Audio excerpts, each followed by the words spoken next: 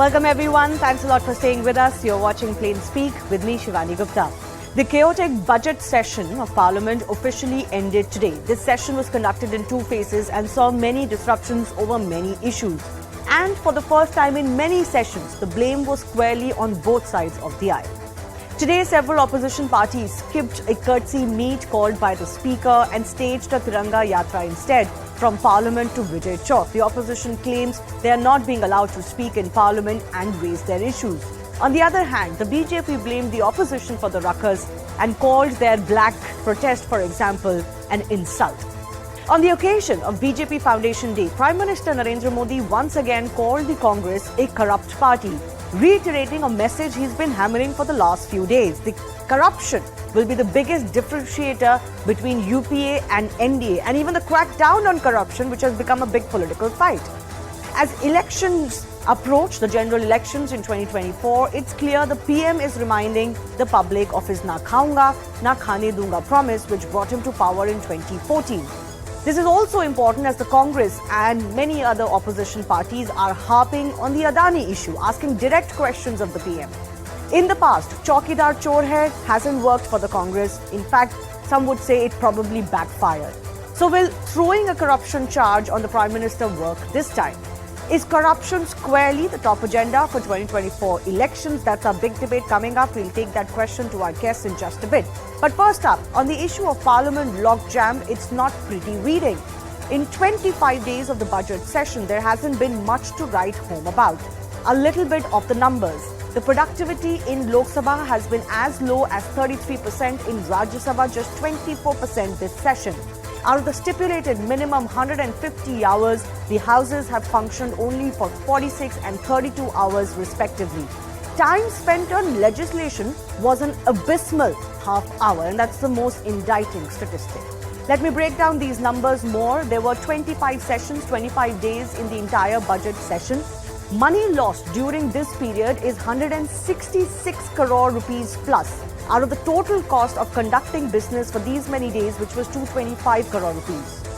That's because Parliament ideally should have worked for 150 hours per house, but the work was an average of just 39 hours per house. So that's about 111 hours of work that were lost. Only 3 bills were introduced as far as this session is concerned. 34 bills are still pending.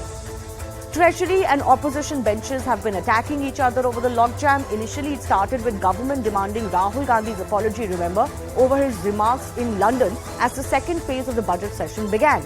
Then opposition started protesting over Adani probe and disqualification of Rahul Gandhi. And there is no end to this blame game. BJP claims that opposition parties are creating the ruckus, while the Congress claims the government is not giving them time to raise issues. BJP says Congress's black protest, for example, is an insult to Parliament. But Congress says the protest is to safeguard democracy itself. The issue of corruption, like I said earlier, is at the forefront, with BJP today accusing the Congress of crony capitalism, something that the Congress is accusing them of today, while the Congress's chief, Mallikarjun Kharge, for example, said that they are very suspicious of the fact that the BJP is not constituting a JPC on the Adani issue. A united opposition took out a Tiranga Yatra from Parliament to Vijay Chowk. The protest march was led by Congress President Mallikarjun Kharge, and several opposition parties joined in. Pro-leaders of several opposition parties, like I said, skipped the courtesy meet chaired by Speaker of Lok Sabha, which is not really a sign that augurs well as far as functioning of parliamentary democracy is concerned. But of course, there have been a lot of protests outside on the streets. Meanwhile, the Prime Minister launched another attack on the opposition, especially the Congress, today on the occasion of BJP's Foundation Day celebrations. He said Jativad and Parivarvad is Congress's political culture. Few opposition parties have a Badshahi mindset. He added that Congress has kept women deprived over the years. On the other hand, the BJP is the one that has empowered them. And that opposition only does drama over issues like social justice while insulting tribals and poor of the country. Finally, and this is a big focus today, he also attacked the Congress over corruption, saying corrupt Congress couldn't do half of the work that the BJP has managed to do in as many years. So that's the big debate coming up on Plain Speak. First up, is corruption squarely the top issue of the 2024 battle? And if it is, exactly who does it benefit?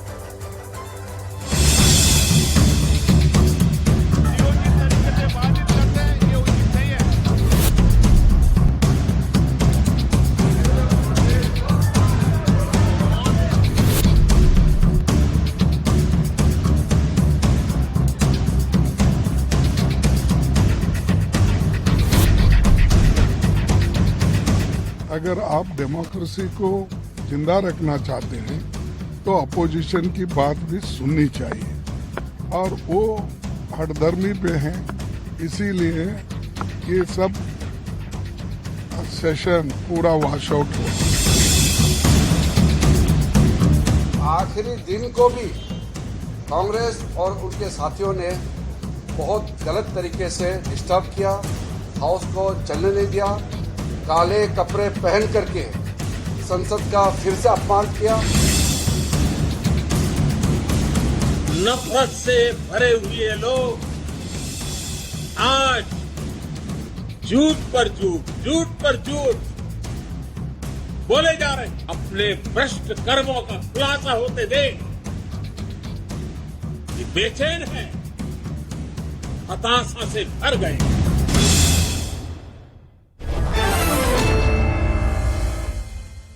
Let's go across to the guests who are joining us. Niti Jain from the BJP, Ikram Singh Sandhu from the Congress Party, Deshratan Nigam is lawyer and political analyst, leans towards the BJP, Suman C. Raman, political analyst, also joining us. Let me go across to Ikram Singh Sandhu on what the Prime Minister said today, even as the opposition, including the Congress Party and most prominently the Congress Party, is trying its best to throw this Adani complicity charge at the government and directly at the Prime Minister. Look at what the Prime Minister said today. I highlighted some of it in the at the start of the show. You know, he talks about corruption, he talks about Parivarvad, he talks about Badshahi attitude, and all of this is an attack on the Congress first and foremost.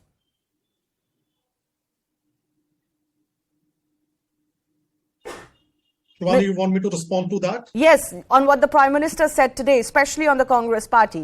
You couldn't do half the work the BJP government has done. So UPA versus NDA directly. And of course, we all know that under the UPA years, corruption was the biggest issue. And that issue is being brought back by none other than the Prime Minister. Good evening to all. You know, the Prime Minister and the BJP and the Prime Minister, of course, in particular, are past master at spinning a thing. Now, he is talking about all these things. What are we talking about? There is a certain amount of corruption that has happened on the Adani issue. You have a JPC and you have a transparent investigation as far as that is concerned. That he's not willing to address. That is something he's not willing to talk about. But he tom-toms that my record on corruption is very good. How is your record on corruption very good when a corruption charge is fairly and squarely against you? But what's the corruption charge? No, but this is the problem. What's the corruption charge against the PM or the government led by him? I'm not sure if the Congress party has been able to articulate that very well. Apart from the fact that you're showing some pictures of Mr. Adani and the Prime Minister together, I don't think it's unheard of for politicians and industrialists together seen in pictures. Your leaders have been seen with Mr. Adani too. In fact, your current governments have running projects with Mr. Adani, whom you're calling corrupt. Great. So by the same token, what was the correlation between Congress and the Colgate scam? Again, there were business houses which were involved in the coal auction. What was the correlation there? What was the correlation between the Congress and 2G? They were again telecom companies. There were international companies like Etisalat. There were international companies like Uninor. There were international companies like Swan had a tie-up with.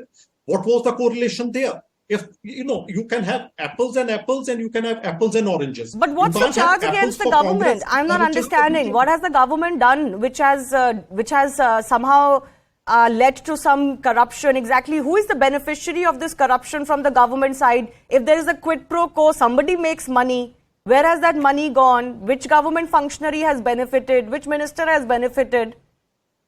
Okay. So now in the Adani case, I'll just take that one case. It is in the public domain that shell companies were based out of Dubai and through Mauritius, more than $3 billion have been pumped into India. Whose money is this? Who is the person who is round-tripping this money into India? There's no answer. The government has to investigate that. Now, they have given the investigation to SEBI. They say SEBI is going to... SEBI does not have the wherewithals to go to Mauritius and understand how shell companies were working. Fair enough. This is something that the DRI, something that the ED, and something that FFIO have to investigate. Okay, but I take that charge, but that's the charge against a private individual and a company. I am not understanding how are you bringing it up to a charge against the government and the Prime Minister? And that brings me to my central question. This is something Shivani, you've tried in the past with the Rafale deal. It doesn't work because it cannot be made in such a, vague fashion that, oh, something is wrong. You can't say that for a Prime Minister. You have to produce more. And the Prime Minister's approval ratings, the Prime Minister's personal image is unimpeachable, especially on the issue of corruption. You've got to do better than this. Shivani, I'll beg to disagree there. You're a very senior journalist and I respect your views. But as far as corruption is there, the Teflon coating of the Prime Minister is now fading away. People have started questioning him. You go on the ground and now people really question it. They say कि जब कांग्रेस होती थी, कोई corruption का charge होता था, तो कांग्रेस उसका जवाब देती थी. ये प्राइम मिनिस्टर जवाब नहीं देते, ये और चीजों के बारे में सवाल पूछना शुरू कर देते हैं. Okay, that's a good note for me to take it to Neeti, who's raising her finger. And Neeti, that is a question, that is a legitimate question. The Prime Minister is not addressing the issue directly. Even the ministers, the BJP ministers are not quite addressing the issue. They're just saying, we've said what we said. We don't believe what the Congress is saying. But there is something fishy coming out. Now, you may say you have nothing to do with it, but the government cannot ignore if some things are coming out. Okay, Shivani, first of all, I didn't know we were discussing Adani right now. The point being, and this is what the government has said, the agencies and the courts are looking into the matter. Not everything needs to come directly to the parliament. And this would set a precedent that every time an individual is insinuated with something, everything needs to come to the parliament. The agencies are working on it. The courts are working on it. And that remains the standing point. But ultimately, the topic that you called me to debate on, the point being, was this enough to wash out an entire session for the opposition? But you're guilty of washing out this session too. You were also disturbing the proceedings for Rahul Gandhi's apology. One would argue that is also not sufficient enough to stall parliament proceedings, especially by the treasury benches. No, so that point remaining that Rahul Gandhi is a repeat offender, either he is abroad or he is here, he is a motor mouth, he goes on and says things that insult us as a country. I think as a citizen of this country, we are embarrassed with everything that Rahul Gandhi goes abroad and says. And that needs to be addressed as a country. Every individual or an industrialist need not be addressed in the parliament. But the point being, Rahul Gandhi, as an MP and a member of the opposition, needs to apologize for what he said about the entire country. You cannot be going out and asking the West to intervene in whatever is happening here. And that remained the point. No, the argument still stands. Was that also worth it for the government and the treasury benches to stall parliament? So are you saying these are it twin is okay issues for the opposition member to go out and insult an entire country and not even acknowledge that in the parliament? They're standing there. They're completely trying to divert attention from all the work that has been done by the government. They're trying to divert attention from what they have said, from everything that they say, either about a community or about an entire country. So are you saying it is not even supposed to be acknowledged in the parliament as an important... No, but we saw that play out. And I think, Neeti, in this case, it would be fair to say that you could have allowed Rahul Gandhi to actually speak. There were a few days still before his disqualification that he actually could have spoken. Of course, what happened later was completely unprecedented. No, but you could have allowed him to speak. But they had to not come into the well and start screaming as soon as the session started. The speaker said he would allow everybody to speak, and not once did he say, no, I'm not going to let Rahul Gandhi speak. But the point was, it was the opposition that did not even want to come and clear out those issues. It was always in the well. I think in this case, as I said, and I stick by what I said, it was plain for everybody to see. Both sides were equally guilty. Neither wanted proceedings to go on for their own reasons. How justified those reasons are, well, we leave it for the viewer to decide. But I am indeed, Neeti, discussing the twin issues, not just of the parliament logjam, the numbers for which I've run, but also how the battle for 2024 is shaping up. And it seems it's very clear that corruption is coming back as the biggest issue. Yes, Sumant, you wanted to come in. Yeah, Shivani, I heard you say at the start that these charges against the Adani group are vague. I mean, the charges are crystal clear. There are 38 shell companies registered in Mauritius, many of them in the same address, who do not apparently have any kind of employees or any kind of business activity, billions of dollars comes into them and billions of dollars then gets invested in Adani companies. Now, Rahul Gandhi is asking only one question. Whose money is this 20,000 crore which has been invested? Now, after that, even today, there was a story about the Adani group and how certain contracts were won, coal mining contracts were won with a company which is essentially a related company but was shown to be a competitor and so on. So I think that the point is nobody is accusing the Prime Minister. That's the not reason true. why, 1 second, no, 1 minute, let me finish. Nobody is accusing the Prime Minister if he would simply say, look, we are ordering an inquiry into it, we are ordering a JPC, or we are ordering a Supreme Court monitor. Now, the Supreme Court is not, and I repeat, is not inquiring into the shell companies. Let's not even kid ourselves. They are not. Okay. The Supreme Court is inquiring into the regulatory framework and how to improve it. They are not here to tell us, they have not in any part said we will inquire into the shell companies in Mauritius. Actually, I and did tell not us whose disagree money with it that. is. I did not disagree with that. Suman, just one clarification. I did not say that the charges against the Adani group are vague.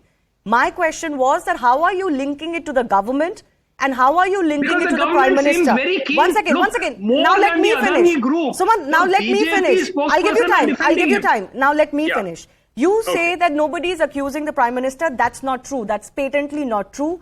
We see the statements that are being made on a daily basis against his personal, relationship and personal culpability. In fact, if not from the Congress party, you look at the statements that come from other opposition leaders. You look at what, for example, the Aam Aadmi Party's Arvind Kejriwal is saying. He's directly saying that this money, first of all, where that 20,000 crore rupee figure has come is also a matter of debate. Clear. But even if I let that slide, one leader is already saying that money is the Prime Minister's money. The other is saying, where has this money come from? Why are you protecting it? So basically, you have insinuated. So my question was, what is the charge against the government? I'm not asking about Adani. 1 second. Now that you've finished, let me answer. Nobody accused the Prime Minister of any misdemeanor on day one. Had he ordered an inquiry, had he said, yes, I've got nothing to do with this, if Mr. Adani has got a problem, let him face it out with the law, this whole matter would not have blown up at all. That's not true at all. I fundamentally disagree with that. 1 second, Shivani. So, sir, if the agencies are looking into it, why does everything come to the parliament? Only because you're trying to make it political. Why are BJP spokespersons night after night on primetime television sitting and defending Adani on a matter they know nothing about? He may be innocent, he may be guilty. That is what we are saying. Let the agencies how do their you work. Know? The agencies have not been told to do their work. That's the whole problem. That is exactly what we are saying. You are trying to make it political. The agencies have not been told to do their work. That is what the opposition wants. The opposition wants an inquiry. Again, you're putting the agencies in the Katgara and saying that the agencies to काम नहीं करती हैं, सिर्फ JPC ही काम करेगी, ना Supreme Court काम कर रही है, ना SEBI काम कर रही है. That is exactly the point. You are trying to make everything political. 1 minute, madam. And then 2020 charges were made. 2020. These matters were brought into the public domain. Mahua Maitra wrote a letter to SEBI asking for an inquiry. SEBI wrote back saying that they are looking into the matter. Okay. 3 years they have been looking into the matter. Can I come in now? Suman, one of our guests hasn't spoken. I think you've made your point. But I want once again, because I was saying that I fundamentally disagree with what Sumant is saying, that this charge against the BJP or the Prime Minister has only come because the BJP did not act. I fundamentally want to remind everybody. Because the government did not act. 1 second. Suman, now please don't speak over me. Fundamentally, the moment, since the day that Hindenburg report came out, there have been direct charges against the BJP government and against the Prime Minister. So let's not fool ourselves that this only happened because the government did not act. From day one, the insinuation has been that there has been something hanky-panky as far as the Adani company and the government is concerned, and the Prime Minister's name. No, sorry. Sumant, please don't shout over me now. Sumant, I gave you enough time. Otherwise, I'll have to mute you. Please. No, one second. Don't go back to 2020 now. Let's stick to the Hindenburg report, which has been the issue that has been brought into the parliament. I'm focusing on that. From day one, there's been an insinuation of the Prime Minister. My question has only been, You need to do more to insinuate against the Prime Minister. That's all. I have not questioned the charges against the group per se. Desh Rattam Nigam has been waiting. Fundamentally, Deshji, the big question is, the BJP feels confident enough, and I feel like the Prime Minister himself is leading that charge. He feels confident enough that even after 10 years of his government, where a lot of people will ask the question, how much corruption have you been able to tackle? How many convictions have the agencies been able to get on the big ticket corruption cases? Some of them have fallen apart. He is bringing back his corruption plank, which was very much in vogue in 2014. We all know why, after the 10 years of the UPA government. Why do you think he feels this is the pulse point of the public again today? Well, in fact, Shivani, most of the cases that you see today are of prior to 2014. The cases against Samajwadi Party were lodged on the complaint of Mayawati. Against Samajwadi Party, they were lodged again by the complaint of Mayawati, and vice versa. Mamata Banerjee made complaints against Congress. Congress made complaints against Mamata Banerjee. So most of these cases are passed except few ones. And our judicial process does take time, and these are complicated matters. Yes, some people say the conviction rate is low. But let me remind you, statistically speaking, there have been 32 judgments delivered on this ED issue, out of which 25 or 26 convictions have taken place. And conviction rate, Shivani, only comes after conviction, not before conviction. So that would be about 80% of conviction. No, but a lot of these cases, Mr. Nigam, as you're saying, are pre-2014 cases. Exactly how many of them have seen any conclusion? Is that not a fair question to ask? Yes, certainly a very fair question, but that process is controlled by the judiciary, not the government. Their job is to put it before. There are thousands of documents and hundreds of witnesses which have to be examined. It does take time. And the conviction rate out of at least 32, 25, 26 convictions. And I said, when people start, saying the conviction rate is low, they compare with the cases of number of cases filed and number of convictions taking place. No, that is not the way you calculate it. Okay. Now, secondly, let me also point out, today, Prime Minister gave a clear example while speaking today as well, and right from on 15th August from the ramparts of the Red Fort. Yes, last year. Yes, he clearly said, and we clearly made it very clear, you have to hate the corruption as well as the corrupt also. There should not be any social acceptance of corruption. And he has made it again very clear, even yesterday, that corrupts will not be spared under any cost. Therefore, he's very, very clear. And why these people are targeting, the Prime Minister? Because he has stopped their corruption, and also is after the dynastic kind of policies or the rules, the family-based political parties. Yes. For them, families are more important. Because of these two factors, the glue of corruption, which is uniting the opposition, that is the only thing. Otherwise, there are no common meeting grounds of these opposition political parties. Only corruption charges because they are facing. Okay. And they let Mr. Ikram also come in on that. Just respond to that. Fundamentally, the problem for the Congress and the other opposition parties is, as much as you may defend your government's role in 2G or Colgate, we all know what transpired them. These were auctions, licenses that the government monitors, and they're supposed to be duty bound to make sure that there are no losses. We can argue some specific cases. I don't want to go to them. Fundamentally, there was a problem that came out during your government. Nobody can deny it. We can't say that for the last 10 years we've heard of such cases and such problems at the very top echelons of Indian government. So that's your problem. That's fundamentally the perception problem for the Congress party and the other opposition leaders. All of them have been mired in corruption charges well before Narendra Modi became Prime Minister. Yeah, Shivani. Now, the one thing for which you can give complete credit to Mr. Modi is that on perception and spin, he's a past master. I've already said that. Now, when you were talking about 2G, I'll just give a small example. The opposition at that time demanded a JPC. We agreed to a JPC. A JPC happened. The case went to the court, and everybody has been exonerated in that case. So that is as far as the 2G is concerned. Same thing we are asking here. The same standard should be here, but there is total stonewalling as far as our demand is concerned. But the two are not similar cases. Ikram, the two are not similar cases. It brings me back to the question, what's the government role you're questioning as far as this Adani probe is concerned? I'll just give you a very small example. Yeah. There was this privatization of the airports that was supposed to take place. Yes. there's a Niti Aayog note which says that not more than 2 airports should be given to one entity. Yes. Adani Group walked away with 6 airports.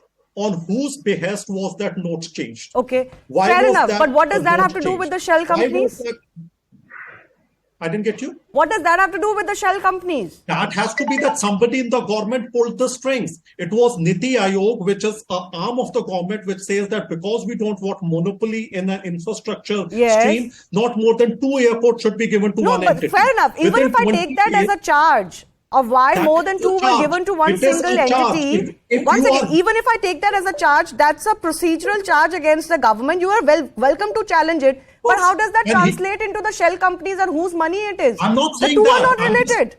I am not saying that, Shivani, because you which said proof that do you want? don't talk about shell companies, talk Yeah. about what the government has done. No, So but you therefore, I've given exactly that said that the example. biggest allegation today of corruption is the shell companies. When I ask you about shell companies, that you I've talk already about said. contracts. No, in When I shell ask you about companies- contracts, you talk about shell companies. No, I'm not. Shivani, because can you I come said in? that Yeah, for Mr. shell Nigam, companies- 1 second.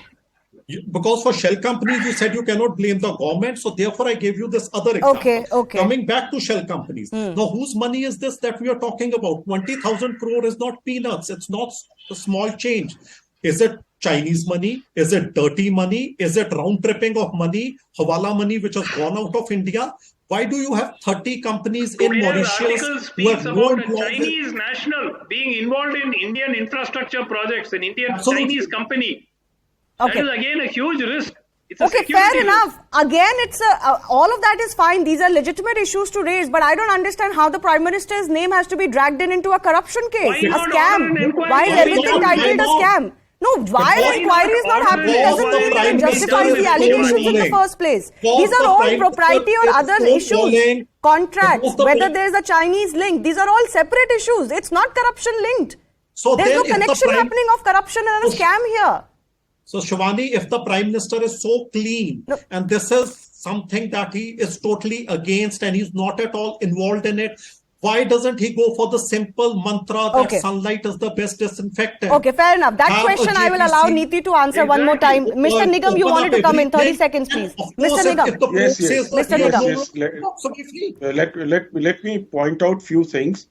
Please remember Manmohan Singh's statement in 2012, where he admitted corruption in 2G scam in so many words. It's all available in his interview. Well, ministers Can were you deny sacked. that? No, Yes, he never and did. can you deny that? And let me tell you why the people got scot-free from the courts, because the agencies, and I'm making with a sense of responsibility, agencies did not invoke Section 13(1)(d) of the Prevention of Corruption Act. And anybody who's a lawyer can tell you that that's the and the Supreme Court had appointed the amicus curiae, Mr. Grover, out there. Okay. He had no experience Okay, of let's trial. not go back to those Second- cases because Can I- fundamentally we are not Secondly- discussing them. secondly- Suman, 30 seconds. Secondly, When did secondly, no, secondly, Mr. secondly- Nigam is Can not I come aware. in? Yes, Niti, I'll give you the final Judgment. word. Please, one by one, everybody No, show I patience think- so that I think everybody Mr. can get Nigam is- uninterrupted time. Yes. secondly, Yes, yeah. Mr. Secondly, Nigam, finish. secondly, Sumant, 1 second. Yeah. Yes, Mr. Nigam, finish. Quickly, please. So far as Adani getting airports, I'm not his lawyer, Yeah. but there is a tendering process. The lowest court get it, and the Congress governments have also are giving him projects because of his No, lowest that's court not a and L1 sufficient status. response to why if there is a cap, then why is one person getting more? No, that's not a sufficient response to that. Mr. Suman Siraman. No, I think Mr. Nigam is not aware of the 2G history. The matter was they had at least 2 years' time, 2.5 years' time. The judgment came in 2017. Mr. Nigam is perhaps not aware of that. The judgment came well into the NDA tenure. They had time. If they wanted, they could have filed a supplementary charge sheet as well. So let's be very clear that in fact, the judgment itself, the judge has written. Initially, the agency started off, the prosecution was keen on getting a conviction. After that, I sat the whole day. Nobody even turned up. Sometimes even the investigating officer didn't turn up. It's all there in the No, judgment. it is certainly a mess. But my fundamental discussion is whether the NDA or the UPA or the Congress plus the allies are ahead on that corruption narrative, or whether it's going to be the Prime Minister-led BJP. Niti, please respond to why one must not suspect to something being wrong. Because the BJP is so cagey on the Adani issue. Forget ordering a probe. You don't even address the issue. So, Shivani, like I said before, that everything in this country has a procedure. Just because the opposition is curious about certain things, the procedure cannot be changed. The agencies are looking into it. If we are not trying to defend ourselves, I don't think there is any reason for us to come out and say ki nahi, humne nahi kiya. There is nothing for us to defend ourselves really, and the agencies are doing their work, and I think we should let them do our work. That is she giving us some new? Which agency is looking into it? Can you please tell us? I have been very patient when you were speaking. Please let me finish now. Please let me finish. The essential point is that the opposition has always raised points before every elections, be it Rafale, be it Pegasus, be it any other matter. I think this is just another matter for them to divert attention from everything that the government is doing. Like Nirmala ji said, that they did not want all the economic positivity or the economic good things that the government has done. They did not want that to be discussed, and that is why the entire session was a washout. You can't blame the opposition for that. They will highlight what has not gone right. Then obviously sing praises of the government. But whether this corruption narrative will sustain till 2024 in the manner that the opposition is raising today, we'll have to wait and see. On that note, I do thank all of our guests for joining us. I have to shift to our second story.